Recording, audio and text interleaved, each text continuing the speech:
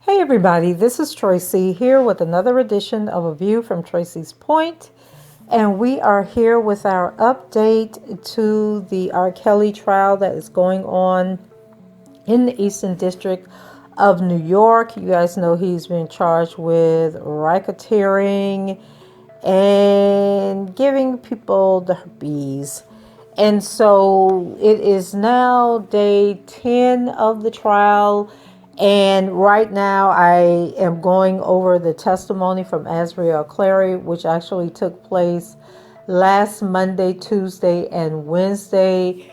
There was a holdup with the transcripts, and so they just released the day 2 and day 3 transcripts for Ariel's testimony on yesterday. And so I have 2 videos completed, and then there's a third video that is going to include the wrap-up of Ariel plus her friend Malak, who came and testified for the prosecution about what she knew about what was going on when Ariel was living with R. Kelly. And so in the video, the first video that I posted tonight, it is the completion of her direct testimony with the government questioning her. And then the second video that I'm going to post later tonight is going to be of the defense's first part of their cross-examination of her. And then the third video will be the final cross-examination, then the redirect by the prosecution, and then Malak. So just stay tuned. I'm trying to get all of this out because my birthday is Friday. So y'all ain't gonna be getting no videos from me. You might get some videos this weekend, but it won't be a lot, trust me. So I'm trying to get all this out, and probably the third video won't, I probably won't do it until tomorrow morning. But today in court, we had the completion of Faith Rodgers' testimony. I posted a video yesterday with the first part, and so she finished up today. And then, surprise, surprise, we heard from Elder Nathan Edmonds. I think that's that man's name. He is the person who they have always said performed the marriage between R. Kelly and Aaliyah. Well, he testified via video conference. He's 73 years old now, and he seemed to be very nonchalant, about his testimony. And this will be another one of those instances where I need to get the transcript to see exactly what was said, because the media is only focusing on his testimony. They're not telling us if there was a cross-examination, what was said during the cross-examination or what. And so let me go ahead and let's get Faith out of the way, and then I'll tell you guys what Mr. Edmonds had to say. Let's see here. And so we already know that Faith claimed that she went to a concert with a friend, that she wasn't a fan of R. Kelly's, but she went with a friend. She ended up meeting him, and then they ended up in a near year-long relationship. And so I'm trying to find my place. Hold on a second. I hate when this thing scrolls down. Okay, so Faith testified that he kept a gun by his side while he berated her as a prelude to forcing her to give him oral in a Los Angeles music studio. And she said he had a weapon, so I wasn't going to step out of line. And now she doesn't say he pointed the weapon at her or anything. I mean, I have dated people who you're in the room and then they have a weapon on them, and then they take the weapon and they take the weapon and they lay it on the nightstand or whatever. It doesn't appear he pointed it at her or that she had any reason why she should have felt threatened, but she is throwing that in to make it seem like she was. And she said that when she spotted the gun, a stern-sounding Kelly told her not to look at it before demanding to know, how many men have you seen naked? He also instructed her to act excited like a puppy whenever she saw him, adding that I still have a lot to teach you. And then she testified that the last time she saw Kelly at a New York City hotel suite, she resisted having sex with him. And she said that he responded by warning her not to defy him, saying, I'm a effing legend. Okay. So she alleged that he used intimidation tactics and that it was part of their abusive relationship that started when she was 19 years old. And then, Faith is also alleging that he gave her herpes, although there's allegedly a boyfriend out here who says, or somebody who knows her who says that she actually contracted it from one of her boyfriends, a guy that she dated before him. And then also she has talked about being in abusive relationships. So maybe she is just one of those people that attract abusive people. And so I always find it interesting that you're here testifying against Kelly about what he allegedly did to you, but then you've done interviews where you talked about one boyfriend, I think hit her with the car or something. Then, other abusive relationships, but we don't see you with the police talking about those relationships. But yet you tried in both Dallas and in New York to get charges brought against R. Kelly. And see, what else did she have to say? That was pretty much all she really talked about. And once again, we're not getting the full story. This is why the transcripts are so needed. And then she said that her final meeting with Kelly was in February 2018, and that she began exhibiting symptoms of a cold and her mouth broke out in sores. And so, girl, that could have been caused from stress. And so she said, my mouth had bumps everywhere and my tongue was inflamed with bumps. She said, my mouth looked disgusting. And so, of course, she testified she met him when she was 19. Oh, she went to the concert with her sister, not with a friend, in March of 2017. And at Kelly's invitation, she visited him in Long Island that May, where she said they had their first sexual encounter in a hotel room after his show. And she recalled telling him she was not ready to have sex, but he pressed on despite her discomfort, telling her to remove her clothing and get on the bed on all fours. So why didn't she just leave? That's what I would have done. She said he then flipped her around to perform oral on her, at which point Faith said she noticed he was recording the encounter on an iPad. Despite feeling uncomfortable, Faith said she did not stop Kelly from having sex with her out of fear of upsetting him. Why do you care about upsetting someone that you don't really know? I was like, okay, just get through it. And then I told you guys yesterday that she said he didn't use a condom, that he told her we don't need a condom. But if it's the first time you're having sex with somebody and it's just a random, I would think that you would be responsible for protecting yourself. Like, what are parents out here teaching their kids? And then he also allegedly questioned whether she might be younger than 19, but seemed unperturbed by the possibility. He said, if you're really 16, you can tell daddy, according to her. It was during their relationship that, It was during their relationship that police had been informed that Kelly was allegedly keeping women in an abusive cult. As reports of the allegation began circulating in July 2017, Faith said Kelly seemed to be on edge and asked whether she would protect him. And Kelly told her that there were some females that he was raising, she said. He described them as a family, but confirmed when she asked whether they had a sexual relationship. He said, "Everywhere I go, they go," Faith said. Well, that would have been a no for me right there.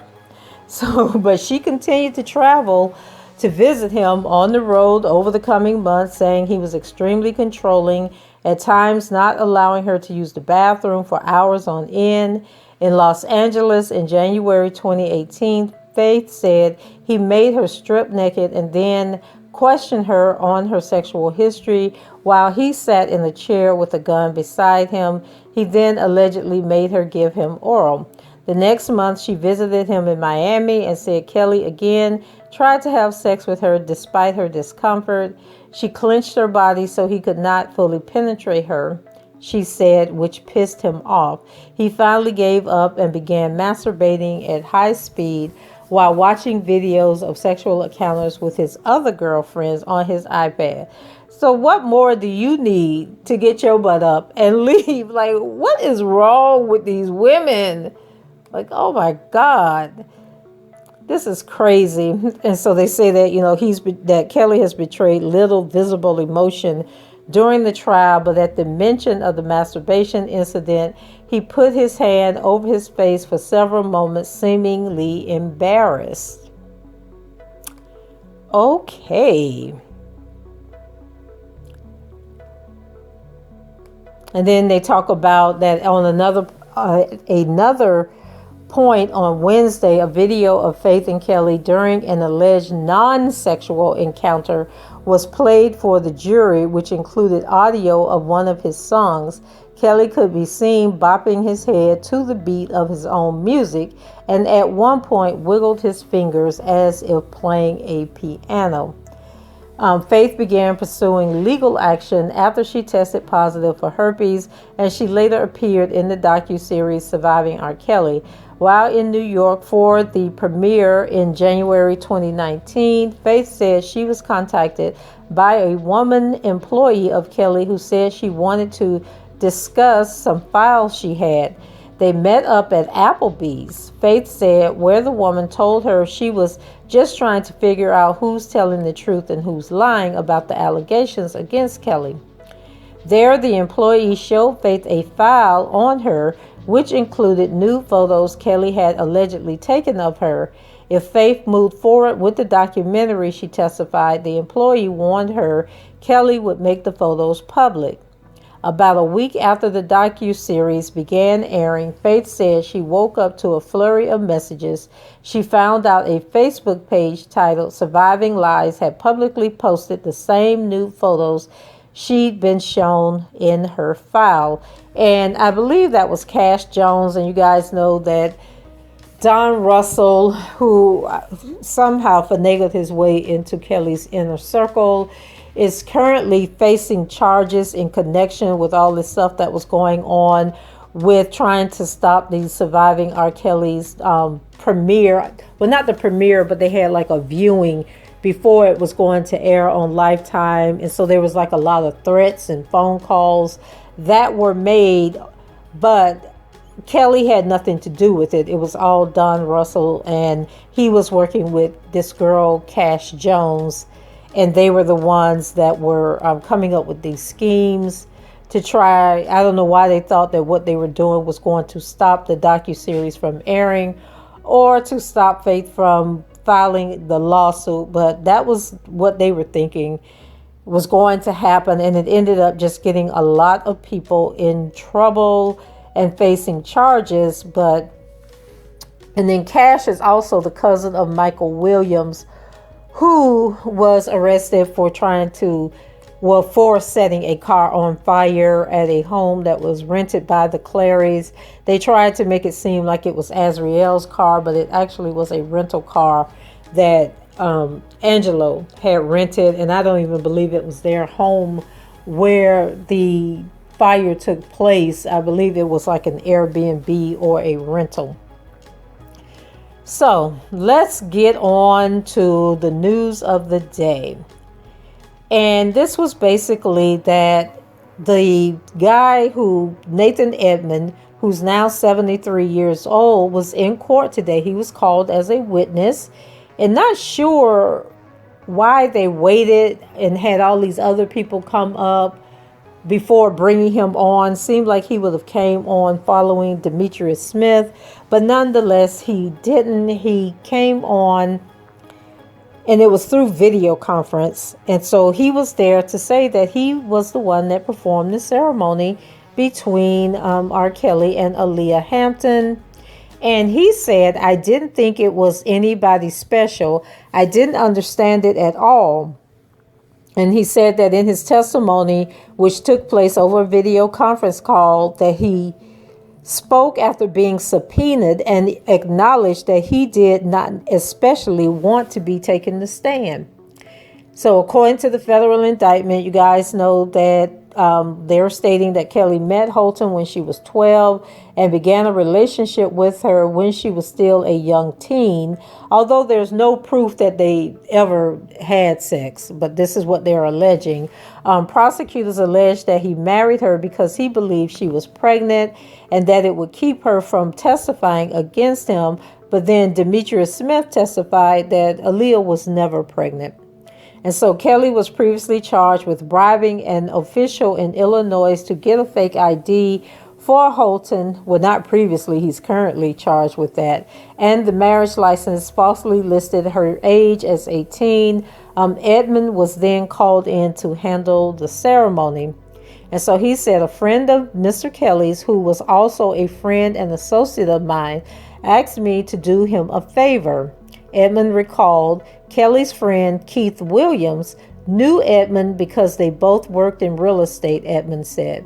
It was a quick ceremony, about 10 minutes or less, in a hotel in the Chicago suburbs, Edmund said. The only attendees were himself, Kelly, Holton, Williams, and about 3 other gentlemen whom Edmund did not know. Before conducting the ceremony, Edmund said he was asked to sign a confidentiality agreement, but he refused, saying it didn't look legally sound to him. "I looked at it, I read it, then I kind of chuckled and said it wasn't worth the paper it was written on." Instead, he was asked to give his word that he would never speak about the ceremony, to which he agreed. He was offered somewhere between $25 and $50 to officiate, but he declined the money, he said. For the wedding ceremony, Edmund said Kelly and Holton wore matching jogging suits, each with one pants leg rolled up to the knee. "You couldn't see her whole face because her hair was over her face," Edmund said of the teenage singer. Edmund has been contacted by the media over the years, he said, but until Wednesday, he had never spoken publicly about the wedding ceremony. And then I guess if they hadn't subpoenaed him, he still wouldn't have spoken. And so I think it's very interesting that everybody knew who this man was, knew where he was, but he finally spoke, and then he finally spoke after Barry Hankerson, he released Aaliyah's music, and he did an interview where for the first time he's talking about the case, and I talked to you all about that the other day, or I think it was in the video yesterday that I did. So now there is speculation that Barry Hankerson might come and testify, that he might get subpoenaed and then come in and give his version of what took place. And there has always been the speculation about this non-disclosure agreement that was supposedly between, or a settlement that took place that was supposedly between Kelly and Aaliyah. And so in the New Yorker, they're saying rumor about the marriage began spreading in the music world almost immediately, becoming a frequent subject of gossip on black radio stations. In late 1994, Vibe magazine obtained a copy of the couple's marriage certificate, which listed Kelly's real age and Aaliyah's fraudulent one. Published it that December with the caption, "Signed, sealed, delivered, I'm yours." But the author, Danielle Smith, wrote that she didn't get a chance to ask Kelly what a grown-ass man is doing with a teenage girlfriend. Meanwhile, Kelly and Aaliyah denied that the marriage had ever happened. When people ask me, I tell them, hey, don't believe all that mess, Aaliyah told me a few days after that issue of Vibe came out. We're close and people took it the wrong way. Now, I think at this point, we're going to have to find out if this was a real marriage, like they called themselves in love, or he called himself protecting her or whatever, or if we're going to finally find the truth out about whether or not this was a hoax, that this was a publicity stunt to promote her album that went horribly wrong. Because at this point, I mean, the truth has to come out. And if the truth is that he was in love with her, she was in love with him, they decided to get married, whatever, or if it was a hoax, it needs to come out. And then the fact that they're saying that Kelly flew from Orlando to Chicago for this alleged marriage, or well, it's not alleged anymore, it was a marriage, for this marriage, and then they met at the hotel. So how did they end up in these matching jumpsuits? Okay, these matching sweatsuits that they had up with both of them with the one leg rolled up. Like, who planned that? What was that all about? So the story still sounds fishy and crazy to me, but I guess if he doesn't testify, or there's nobody else to testify that it was a hoax, then it's going to stand that it was a real marriage. And so then they talk about Barry Hankerson and this settlement that took place. And so it says that the Chicago Sun-Times ran this article shortly after the marriage, saying that Kelly and Leah had gotten an annulment and had signed a settlement agreement stipulating that they would sever all personal and professional contact and avoid making any public comments about each other. Kelly admitted no liability or wrongdoing, but he paid Aaliyah $100. And then some people are saying it was $100 on paper, but it really was like $3 million. And Aaliyah and her parents discharged him from any future legal claims pertaining to emotional distress and physical injury or emotional pain and suffering from any assault or battery that he might have perpetrated against her. The settlement also named 2 monitors to assure that Kelly and Aaliyah complied with its terms, an attorney for Kelly and Barry Hankerson for Aaliyah. Hankerson, Aaliyah's uncle, ran her record company, Blackground Records. He also severed ties as Kelly's manager for more than a decade throughout the 90s, both before and after the marriage. So even though this marriage had taken place, Barry Hankerson continued to work with Kelly. And so when Hankerson met Kelly, he was a well-known figure in the entertainment business. He managed the Winans, a popular gospel quartet. And so they pretty much go on to give Hankerson's resume, and says that when he stopped managing Kelly, that's when Darryl McDavid took over. He had oversaw the second most successful period of Kelly's career until late 2013 when he sued the star in a financial dispute. McDavid is one of 2 former employees indicted in the second federal case brought by the Northern District of Illinois. And then also Demetrius Smith, when he was testifying, he stated that Kelly fired Hankerson, a position that has also been taken by Kelly's allies. So that's pretty much what I was able to get out of today's testimony. Like I said, not sure about cross-examination of either one of these people. I don't know, maybe more information will come out tomorrow and I'll be able to tell you more about the cross-examination. But we will have to wait and see. So guys, that's it for me. Go ahead, leave your comments below, rate the video, and subscribe to the channel if you haven't done so already. And until the next time, I shall talk to you guys later. Bye-bye.